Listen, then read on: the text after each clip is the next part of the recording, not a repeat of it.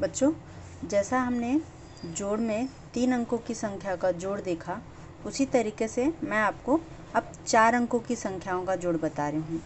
आपके स्वाध्याय में बच्चों इस तरह दिया होता है सवाल, वर्टिकल एड में, मतलब वर्टिकल अरेंजमेंट में, मतलब आड़े खड़े में इस तरह से सवाल दिया होगा 0 1 प्लस 4 0 5 6 2 3 0 1 4 0 5 6।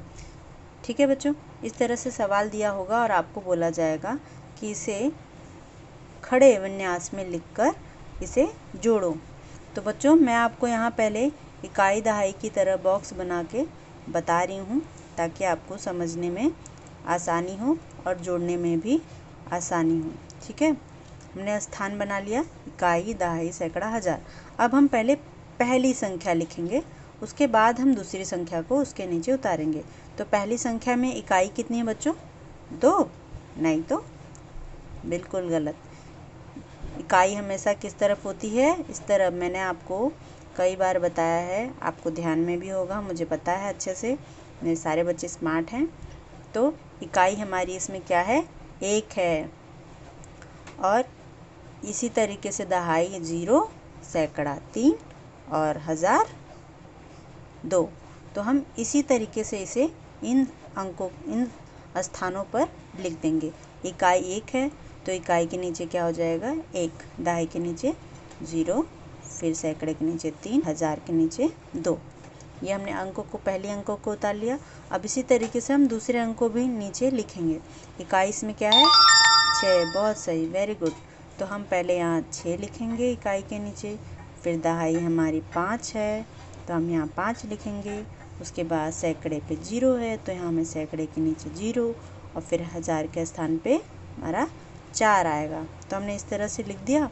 अब हम इसमें जोड़ का चिन्ह लगाएंगे। जोड़ का चिन्ह लगाना बहुत ज़रूरी है बच्चों, क्योंकि चिन्ह द्वारा ही हमें पता चलता है कि हमें करना क्या है। जोड़ है, घटाना है, गुणा है, भाग है। चिन्हों को पहचानना भी बहुत आवश्यक है। अब हमने हमारा सवाल अच्छे से लिख दिया। अब इसे जोड़ेंगे। जोड़ने का तरीका बिल्कुल वही जो पहले था। इकाई में इकाई, सैकड़े में सैकड़ा, दहाई में दहाई, सैकड़े में सैकड़ा, और हज़ार के स्थानों पे जो अंक दिए हैं वो हम जोड़ेंगे।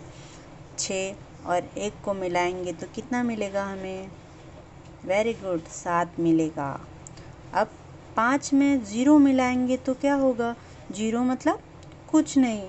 अगर हम किसी भी संख्या में 0 को मिलाएंगे तो हमें वही संख्या मिलेगी, कि 0 का मतलब तो कुछ भी नहीं होता है। तो 0 और 5 मिलेंगे तो क्या हो जाएगा? 5 ही मिलेगा। बिल्कुल सही। अब 3 में भी 0 मिलाएंगे तो कितना मिलेगा? बिल्कुल 3 मिलेगा। और 4 और 2 को मिलाएंगे तो कितना हो जाएगा? 6। बहुत बढ़िया। अब इसी तरीके से आपको बच्चों 4 अंकों की संख्याओं को भी लिखना है और उन्हें जोड़ना है।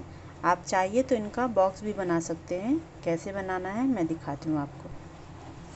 देखिए बच्चों, मैंने स्केल से, पट्टी की सहायता से अच्छे तरीके से यहाँ पे लाइनें खींची हैं। आप भी इसी तरीके से बॉक्स बनाकर सारे सवालों को हल करेंगे। ठीक है बच्चों, ये जैसे मैंने पहला सवाल किया है, बिल्कुल इसी तरीके से आप दूसरा सवाल भी लिखेंगे ऊपर, और उसके बाद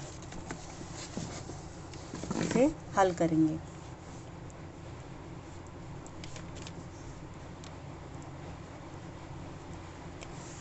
ठीक है, इस तरह से आपने लिख लिया।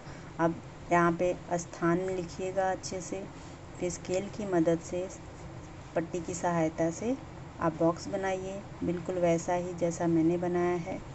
इस तरीके से ऊपर की लाइनों को करिए और उसके बाद आप उसे हल कर दीजिएगा।